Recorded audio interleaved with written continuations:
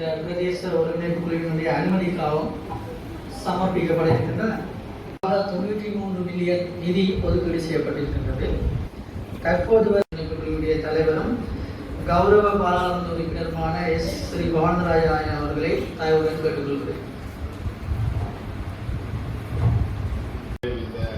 பிரதேச கூட்டத்தில் புதிதாக வந்திருக்கின்ற நமது பிரதேச செயலாளர், வந்திருக்கின்ற உள்ளூராட்சி சபை உறுப்பினர்கள் மற்றும் இந்த திணைக்களத்தின் தலைவர்கள், பொது அமைப்புகளின் பிரதிநிதிகள், கிராம அலுவலர்கள் மற்றும் இந்த வலிகாமம் தெற்கு உருவில் பிரதேச செயலகத்தோடு சம்பந்தப்பட்ட சகல கிராம உத்தியோகத்தர்கள்,